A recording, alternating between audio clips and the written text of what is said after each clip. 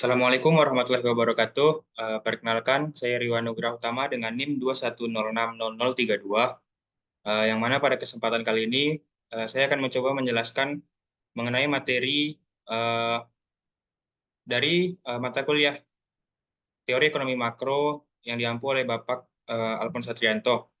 Pada kesempatan kali ini saya akan membahas mengenai bab 7 yaitu pertumbuhan ekonomi.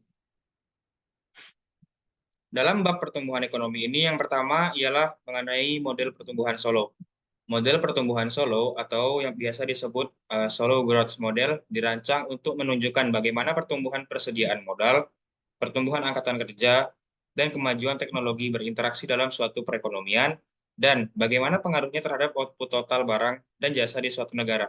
Jadi model pertumbuhan Solo ini menjelaskan bagaimana pengaruh hal-hal variabel yang sebelumnya telah disebutkan, mulai dari persediaan modal, pertumbuhan angkatan kerja, serta kemajuan teknologi yang bagaimana ketiga variabel tersebut mempengaruhi terhadap output total barang dan jasa di suatu negara. Selanjutnya, mari kita memeriksa bagaimana model ini menangani akumulasi modal. Mari kita analisa penawaran dan permintaan barang dan melihat berapa banyak output diproduksi pada waktu tertentu dan bagaimana output ini dialokasikan di antara berbagai alternatif penggunaan. Yang pertama yaitu ada fungsi produksi. Fungsi produksi merepresentasikan transformasi dari input, yaitu angkatan kerja atau yang biasa dilambangkan dengan L, yang artinya labor. Kemudian modal, kapital yang biasa dilambangkan dengan K, teknologi produksi, ke dalam output, yaitu output yang dimaksud ialah barang jadi dan jasa pada waktu tertentu. Representasi jabarnya, aljabarnya seperti yang sudah dipelajari sebelumnya, yaitu Y sama dengan fungsi K dan L. Yang mana Y adalah pendapatan, kemudian F yaitu fungsi dari, kemudian input yang ada ialah K dan L. Asumsi penting, fungsi produksi memiliki skala hasil konstan. Kemudian skala hasil konstan. Asumsi ini memungkinkan kita menganalisis semua kuantitas relatif terhadap ukuran angkatan kerja. Y per L sama dengan fungsi K dibagi L1. Yang mana Y sama dengan output tiap pekerja, F fungsi dari, kemudian K dibagi L,1 ialah jumlah modal tiap pekerja. Skala hasil konstan mengimplikasikan bahwa ukuran perekonomian sebagaimana diukur oleh jumlah pekerja tak mempengaruhi hubungan antara output tiap pekerja dan modal tiap pekerja. Jadi, dari sekarang kita anotasikan semua kuantitas dalam istilah tiap pekerja dalam huruf kecil. Di sini fungsi produksi ialah F dalam kurung K sama dengan fungsi K1.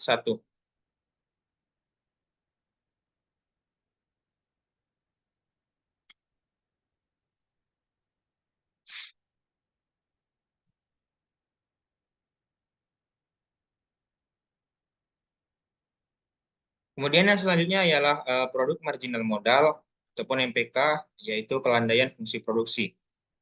MPK atau produk marginal modal memiliki rumus yaitu MPK sama dengan fungsi dalam kurung K plus 1 dikurangi fungsi K. Ini merupakan penjelasan kurva yang mana produk marginal modal yang semakin menurun. Fungsi produksi menunjukkan bagaimana jumlah modal tiap pekerja ataupun K menentukan jumlah output tiap pekerja, Y sama dengan fungsi K. Kelandaian fungsi produksi adalah produk marginal modal jika K meningkat sebesar 1 unit, Y meningkat sebesar MPK unit. Kemudian poin yang selanjutnya ialah permintaan terhadap barang dan fungsi konsumsi. Yang pertama yaitu Y sama dengan C plus I, yang mana Y sama dengan output, C ataupun consumption merupakan konsumsi tiap pekerja, plus I yaitu investasi. Kemudian yang kedua ada C sama dengan 1 dikurangi dengan S kali dengan Y, yang mana C ialah konsumsi, eh, kemudian variabel selanjutnya ialah tingkat tabungan antara 0 dan 1. Yang ketiga yaitu Y sama dengan 1 min S dikalikan dengan Y, kemudian ditambah dengan I. Kemudian yang selanjutnya yang keempat yaitu I sama dengan SY. Investasi sama dengan tabungan. Tingkat tabungan S adalah bagian dari output yang digunakan untuk investasi. Kemudian poin yang selanjutnya ialah pertumbuhan persediaan modal dan kondisi mapan.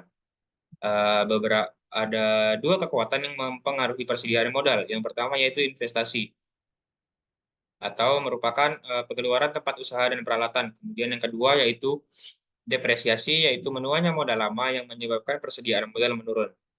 Investasi tiap pekerja yaitu I sama dengan SY.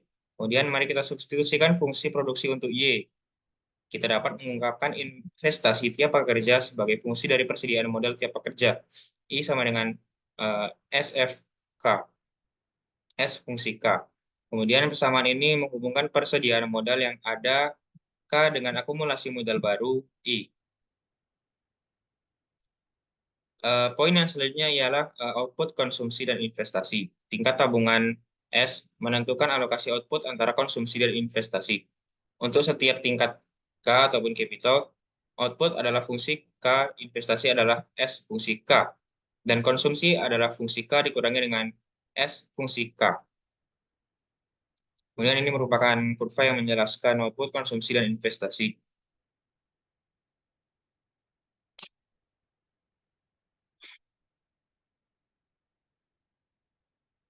Poin selanjutnya ialah depresiasi. Merupakan dampak investasi dan depresiasi pada persediaan modal, yaitu delta K sama dengan I dikurangi dengan do K. Yang mana delta K merupakan perubahan persediaan modal, I investasi, dan juga do K sama dengan depresiasi. Ingat investasi sama dengan tabungan, jadi bisa ditulis delta K sama dengan S fungsi K dikurangi dengan do K. Depresiasi oleh karenanya proporsional terhadap persediaan modal. Dan ini merupakan kurva yang menjelaskan poin depresiasi.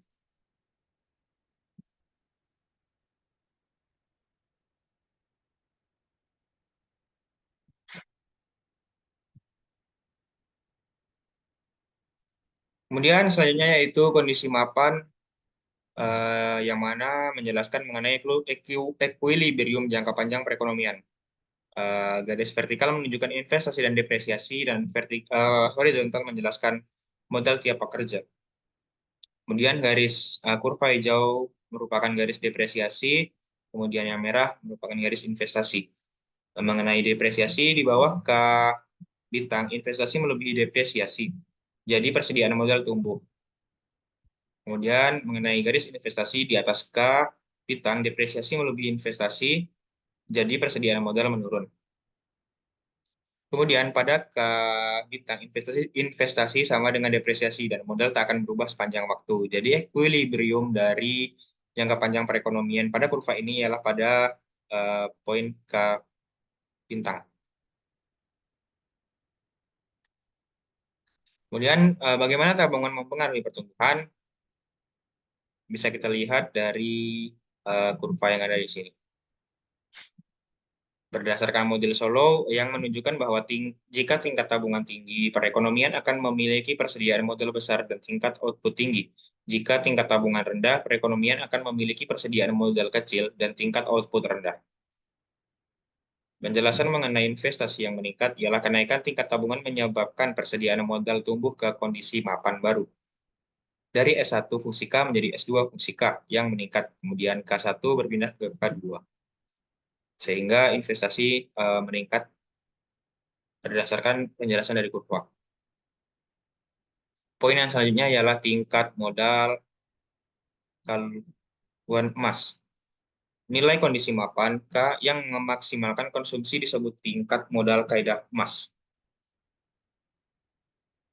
ataupun golden real level of capital. Untuk menemukan konsumsi tiap pekerja pada kondisi mapan, kita mulai dengan identitas pos pendapatan nasional yang disusun ulang. Y sama dengan C plus I, C sama dengan Y min I. Persamaan ini menyatakan konsumsi adalah output dikurangi investasi, karena kita ingin menemukan konsumsi di kondisi mapan.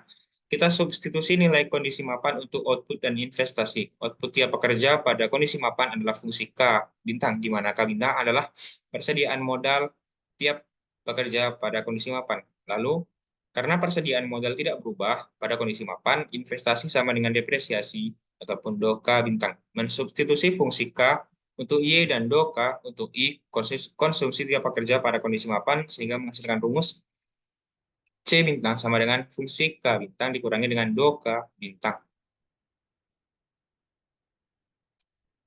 Kemudian konsumsi pada kondisi mapan, yaitu menurut persamaan yang telah disebutkan sebelumnya, konsumsi pada kondisi mapan adalah sisa dari output kondisi mapan dikurangi depresiasi kondisi mapan. Ini lebih jauh menunjukkan bahwa kenaikan modal kondisi mapan memiliki dua efek berlawanan pada konsumsi kondisi mapan. Di satu sisi, lebih banyak modal berarti lebih banyak output. Di sisi lain, lebih banyak modal juga berarti lebih banyak output yang harus digunakan untuk mengganti modal yang dipakai. Output perekonomian digunakan untuk konsumsi atau investasi. Di kondisi mapan, investasi sama dengan depresiasi. Jadi konsumsi adalah selisih antara output fungsi K bintang dan depresiasi Do K bintang. Konsumsi kondisi mapan dimaksimalkan pada kondisi mapan, kaidah emas. Persediaan modal kaidah emas dinotasikan K bintang emas, dan konsumsi kaidah emas adalah C bintang emas. Selanjutnya, kita buat kondisi sederhana yang mencirikan tingkat modal kaidah emas. Ingat kemiringan. Fungsi produksi adalah produk marginal modal MPK. Kemiringan garis Do K bintang adalah Do karena dua kemiringan ini sama pada K bintang emas. Kaidah emas dapat dijelaskan dengan persamaan MPK sama dengan Do. Pada tingkat modal kaidah emas, produk marginal modal sama dengan tingkat depresiasi. Ingat, perekonomian tidak otomatis bergravitasi menuju kondisi mapan. Kaidah emas. Jika kita ingin persediaan modal kondisi mapan tertentu, seperti kaidah emas, kita butuh tingkat tabungan tertentu untuk mendukungnya. Selanjutnya yaitu pertumbuhan populasi. Model Solow dasar menunjukkan bahwa akumulasi modal sendiri tak bisa menjelaskan pertumbuhan ekonomi berkelanjutan, yaitu tingkat tabungan tinggi menyebabkan pertumbuhan tinggi sementara.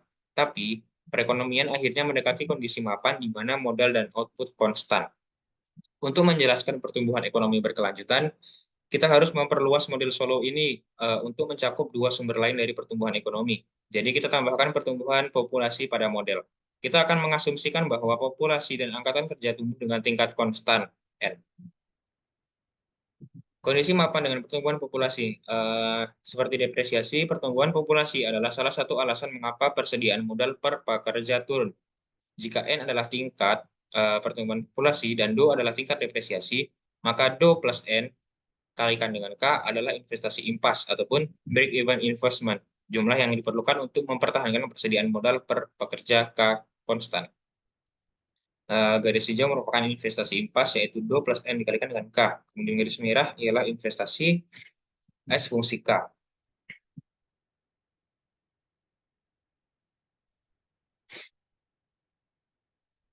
Agar perekonomian ada di kondisi mapan, investasi S fungsi K harus mengatasi dampak depresiasi dan pertumbuhan populasi. Do plus N dikalikan dengan K. Ini ditunjukkan oleh perpotongan dua kurva. Kenaikan tingkat tabungan menyebabkan persediaan modal tumbuh ke kondisi mapan.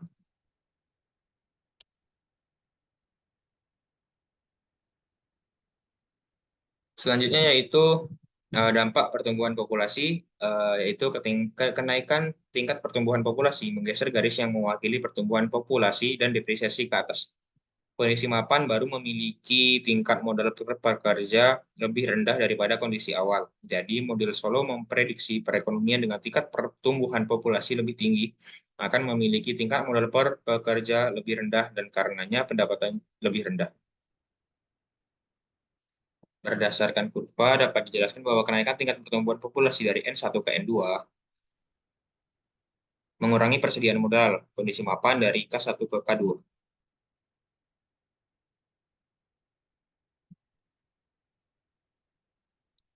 Kemudian poin yang selanjutnya yaitu pertumbuhan populasi ataupun N. Perubahan persediaan modal per pekerja dirumuskan sebagai delta K sama dengan I dikurangi dengan dalam kurung Do plus N dikalikan dengan K. Sekarang substitusi S fungsi K untuk I delta K sama dengan S fungsi K dikurangi dengan Do plus N dikalikan dengan K. Persamaan ini menunjukkan bagaimana investasi, depresiasi, dan pertumbuhan populasi baru mempengaruhi persediaan modal pekerja. Investasi baru meningkatkan K, sementara depresiasi dan pertumbuhan populasi menurunkan K, sehingga kita tidak memasukkan variabel N dalam versi sederhana kita. Kita sedang mengasumsikan kasus khusus di mana pertumbuhan populasi adalah 0. Di kondisi mapan,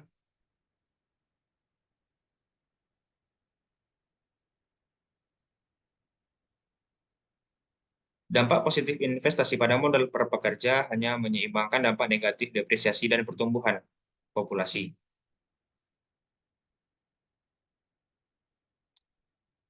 Begitu perekonomian ada pada kondisi mapan. Investasi memiliki dua maksud. Maksud yang pertama yaitu beberapa di antaranya. Dalam kurung do, K bintang mengganti modal yang terdepresiasi. Poin yang kedua yaitu sisanya, N, K bintang, menyediakan pekerja baru dengan jumlah modal kondisi mapan. Kenaikan tingkat pertumbuhan populasi akan menurunkan tingkat output per pekerja.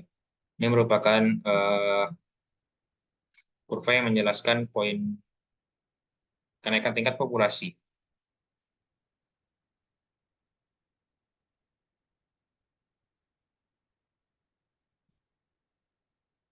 Kemudian poin-poin akhir tentang tabungan. Dalam jangka panjang, tabungan perekonomian menentukan ukuran dari K dan kemudian Y.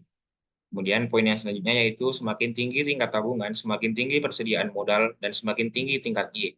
Poin yang ketiga yaitu kenaikan tingkat tabungan menyebabkan periode pertumbuhan cepat, tapi akhirnya pertumbuhan itu melambat seiring dengan kondisi mapan baru tercapai. Kesimpulan dari tiga poin tersebut ialah meskipun tingkat tabungan tinggi menghasilkan tingkat output kondisi mapan yang tinggi, tabungan sendiri saja tidak bisa membangkitkan pertumbuhan ekonomi yang berkelanjutan.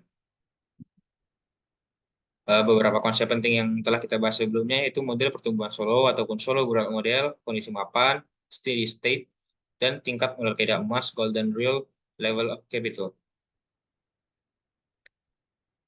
Mungkin hanya itu yang dapat saya sampaikan. Mohon maaf apabila banyak kurangnya. Sekian dari saya. Wassalamualaikum warahmatullahi wabarakatuh.